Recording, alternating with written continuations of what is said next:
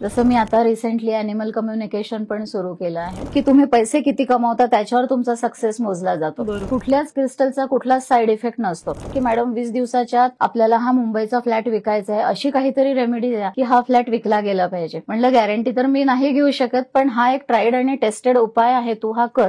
मी खेड्यापाड्यात नाही देशाविदेशात पोहोचले. आज माझ्याकडे 35 देशांमधले क्लायंट्स आहेत. जेमस्टोन त्याचे व्हायब्रेशन्स आणि तुमच्या बॉडीचे व्हायब्रेशन्स अबव 85% मॅच होत नाही. 2006 मध्ये मी टॅरो शिकले आणि लोक विचारायला यायला लागली. मग ती घरातली गर्दी इतकी वाढायला लागली की सासूबाई मग त्यांना नाही आवडायचं. माझी फॅमिली सपोर्टिव्ह आहे, मला माझ्या कामाला पुरेसा वेळ मिळतो, मुलं मोठी झालेली आहे.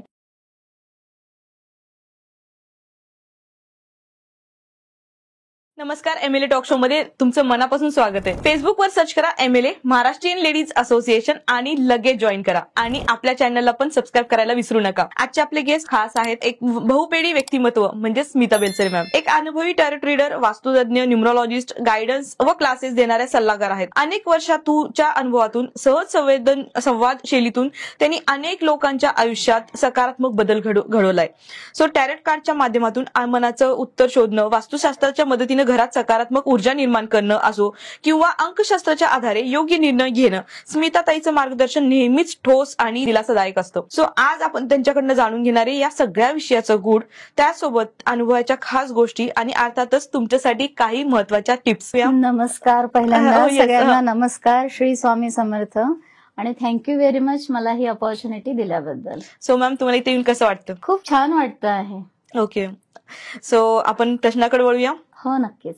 Okay, so tarot card reading तुमच्यासाठी कडे सगळ्यात जास्त कुठल्या प्रकारचे येतं? तसं म्हणजे सगळ्या प्रकारचे क्लायंट्स येतात, कुठल्या प्रकारचे असं नाही. मी सगळ्या प्रकारच्या क्लायंट्सला मदत करते. मग ते लव्ह रिलेशनशिप असू दे, करिअर असू दे, जॉब असू दे, लग्नासाठी असू दे किंवा इतर काही प्रश्न असू दे. पण बदलत्या काळाबरोबर काय झालं आहे, एक ट्रेंड बदलला आहे. पूर्वी कसं होतं की सुखी सोनाराकडे आणि दुःखी ज्योतिषाकडे, म्हणजे काहीतरी प्रॉब्लेम, त्रास असं घेऊनच लोक कन्सल्ट करायला यायचे. पण आता असं झालंय की ही प्रोफेशनल सर्व्हिस आहे. मोठे निर्णय घेण्याच्या आधी प्रत्येक जण, समजा कार घ्यायची आहे, कार सुद्धा आज 50 लाखाची आहे. मग इतकी मोठी कार घेण्याच्या आधी ते विचारतात की कारचा नंबर काय असला पाहिजे, कार घ्यावी का, ती लाभेल का, किंवा घर घ्यायचं आहे, घर 1.5 कोटींचं आहे, मग ते ह्या एरियात घेऊ का, ह्या नंबरचं घेऊ का, वास्तुशास्त्राप्रमाणे ते कसं आहे, टॅरोमधून ते मार्गदर्शन घेतात. म्हणजे आजकाल हे प्रोफेशनल गायडन्स हा ट्रेंड जास्त वाढत चालला आहे. सुपर.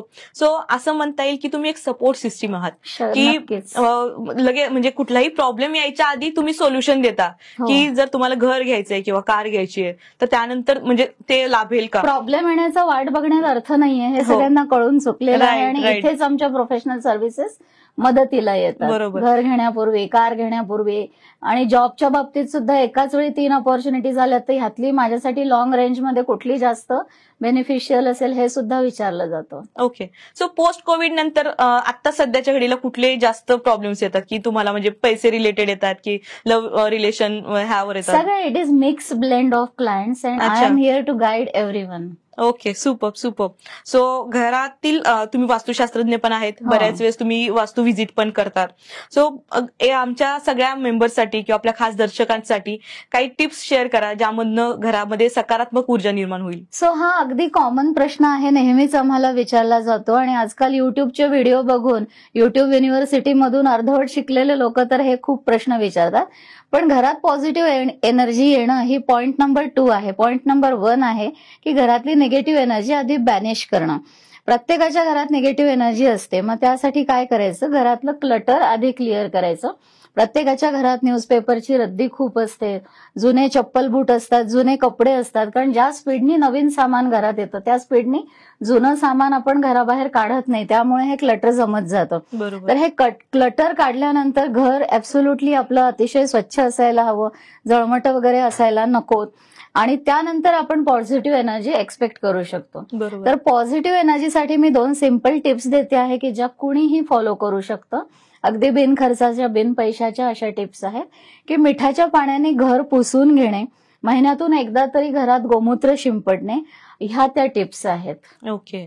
सो तुम्ही वास्तुशास्त्रज्ञमध्ये कमर्शियल पण जाता, होम व्हिजिट पण करतात, हो. पण तुमची युएसपी कुठली आहे? कमीत कमी खर्चात मॅक्झिमम रिझल्ट देणं विदाऊट तोडफोड, ही माझी वास्तुशास्त्रामधली युएसपी आहे. लोकांच्या मनात गैरसमज हा असतो की वास्तुतज्ञाला बोलवलं की आता खूप मोठा खर्च होईल, काहीतरी ते आपण घाबरून जाऊ असं भयानक सांगतील किंवा तोडफोड करतील.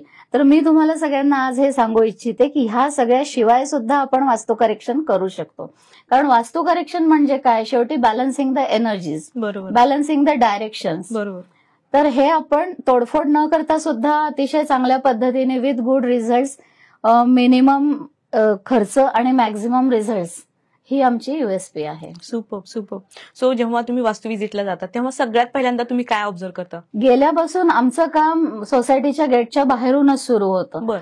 त्याला आम्ही आजोबा वास्तू म्हणतो. आधी आजोबा वास्तू, मग बिल्डिंग म्हणजे वडील वास्तू, आणि ऍक्च्युअल तुमचा जो फ्लॅट असतो ती मुलगा वास्तू. आमचं काम सोसायटीच्या बाहेरच्या गेटपासूनच सुरू होतं. आम्ही चेक करत करत, नोटिंग करत करत मग तुमच्या घरात एंट्री घेतो. आणि मेन डोअर पासूनच आम्ही बघायला सुरुवात करतो की मेन डोअर कसं आहे, बाकीच्या डायरेक्शन्सला काय चुका आहेत, तुमच्या घरामध्ये प्लस पॉइंट्स काय आहेत, मायनस पॉइंट्स काय आहेत. म्हणजे मायनस पॉइंट्स आहेत त्याच्यावर इलाज करून घेण्याची तुमची मानसिकता आहे का, तुमचं बजेट किती आहे, आणि तुमच्या बजेटप्रमाणे मी तुम्हाला उपाय सुचवते. सो असं तुम्ही बऱ्याच इंटेरियर वाल्यांशी पण कनेक्ट असाल की जे इंटेरियर करताना तुमचा सल्ला घेत असतील. सो तुम्ही सर्वात जास्त कुठल्या गोष्टीवर फोकस करता?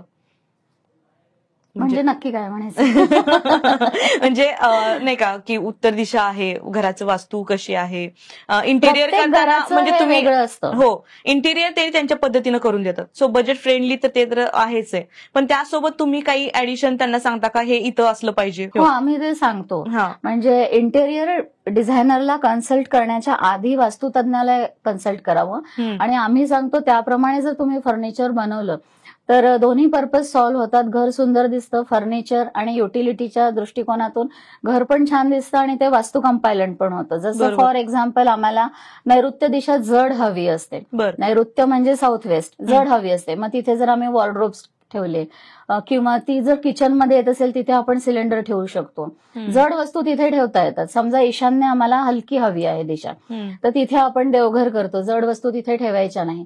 हे इंटेरियर डिझायनिंग करायच्या आधी वास्तुतज्ञाला जर कन्सल्ट केलं तर दोन्ही पर्पज सॉल्व्ह होतात. ऍक्च्युअली कारण एकदा इंटिरियर केलं आणि परत वास्तुतज्ञांना बोलवलं तर ते चुकीचंच ठरणार. बरोबर. सो सगळ्या मेंबर्सला मी परत एकदा सांगेल की जे जे नवीन लोक नवीन फ्लॅट घेत आहेत, इंटिरियर करणार, आधी मॅडमचं सजेशन घ्या आणि त्यानंतर तुम्ही इंटिरियरला सुरुवात करा, जेणेकरून तुम्हाला बजेट फ्रेंडली होईल. कारण बजेट परत वाढणार. अगदी बरोबर आहे.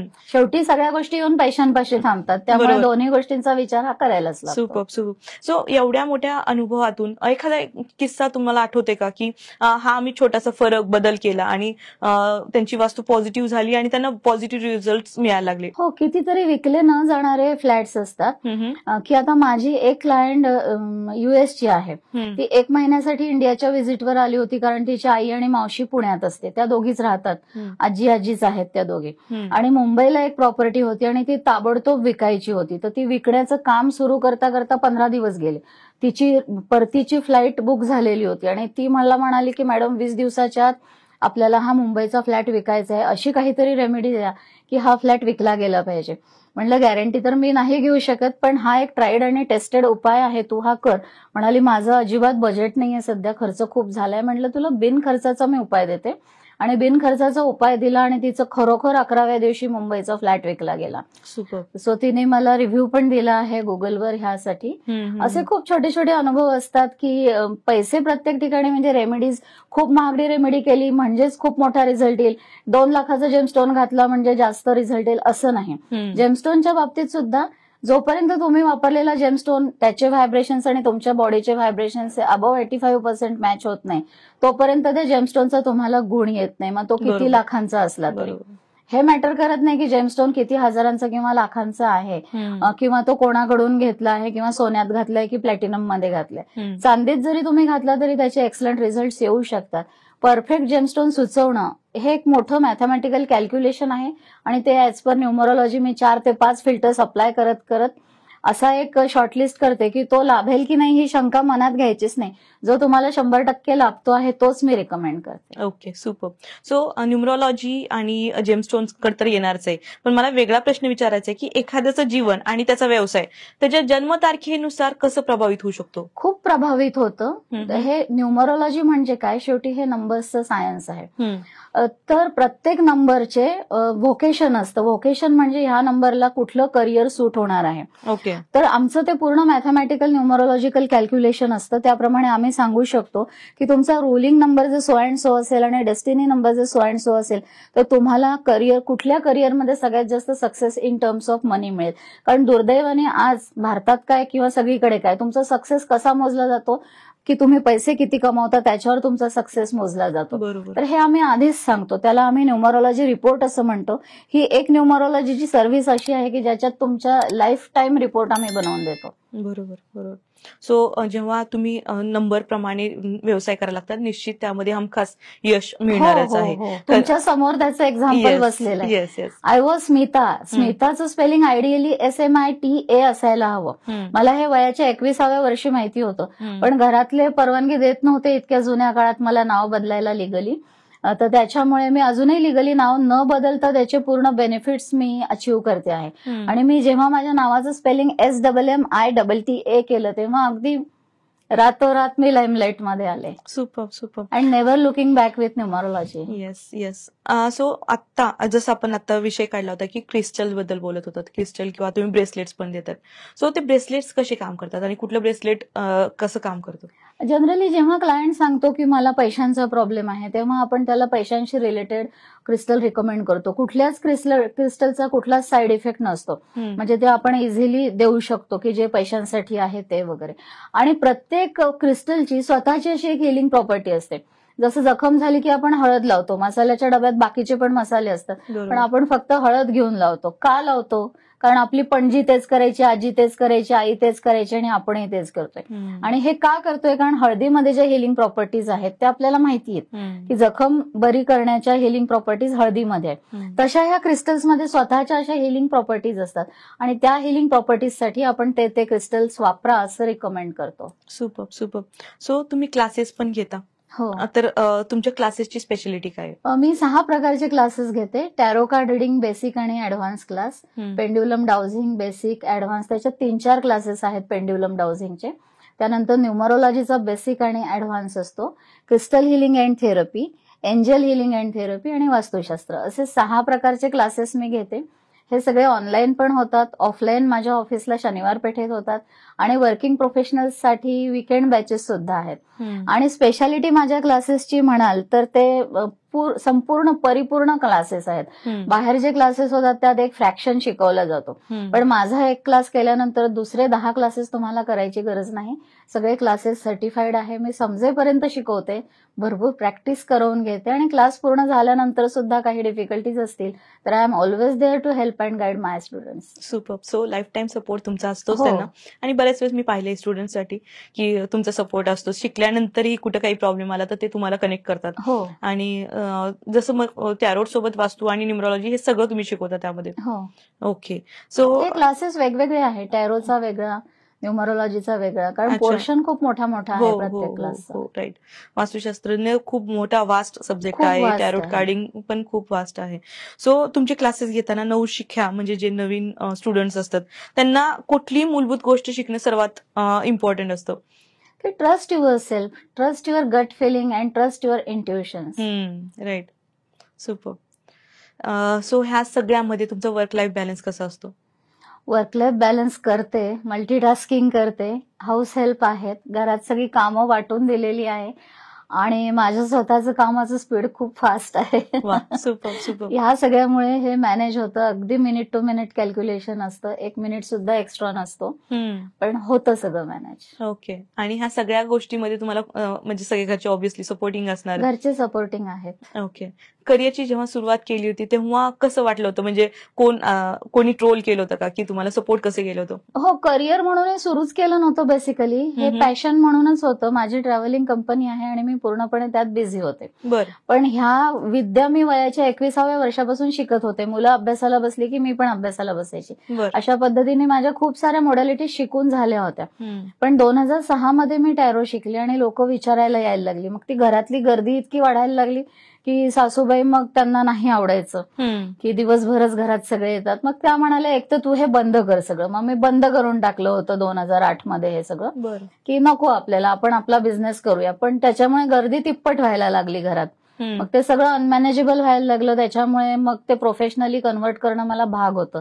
कारण फी ठेवली आणि एक टाइम फ्रेम दिली की अर्ध्या तासासाठी इतके रुपये, तरच लोक वेळेत उठतात. नाही तर दिवसभर पण बसतात लोक. बरोबर. आणि किती त्यांना आपण गाईड करत बसायचं हा पण एक प्रश्न असतो, टाइमचा प्रश्न असतो. त्याच्यामुळे ती टाइम फ्रेम आणि फी स्ट्रक्चर येत गेलं. जसे अनुभव येत गेले तसे रूल्स बनत गेले आणि हे आपोआप झालं. It was never my aim to be a tarot card reader और स्पिरिच्युअल प्रॅक्टिशनर और healer. I just went with the flow and I am here today. Super. So ह्या सगळ्या करिअरमध्ये कंटिन्युअस अपग्रेड करणं किती इम्पॉर्टंट आहे? खूप इम्पॉर्टंट आहे. कारण रोजच्या दिवसाला मार्केटमध्ये नवीन नवीन गोष्टी येतात आहे आणि नवीन नवीन स्किल्स येतात आहे. जसं मी आता रिसेंटली अॅनिमल कम्युनिकेशन पण सुरू केलं आहे. तर हे नवीन नवीन गोष्टी जेव्हा आपण प्रत्येक शिकतो त्या आपल्या जुन्या विद्येला सुद्धा पूरक असतात, असा त्याचा उपयोग होतो. तर स्वतःला अपडेट आणि अपग्रेड केलंच पाहिजे. ओके. सो आता सुद्धा तुमचं शिकणं चालू आहे? कारण शिकणं चालू आहे, बंद तर सक्सेस. रिसेंटलीच मी टेलिपॅथिक अॅनिमल कम्युनिकेशन शिकले, आकाशिक रेकॉर्ड शिकले. अजून ह्या दोन्ही गोष्टी प्रोफेशनली नाही सुरू केलेल्या, पण मी फ्री देते आहे लोकांना की माझी प्रॅक्टिस व्हावी आणि माझा रिसर्च पूर्ण व्हावा. त्याच्यानंतर मी प्रोफेशनली हे सुरू करणार आहे. ओके.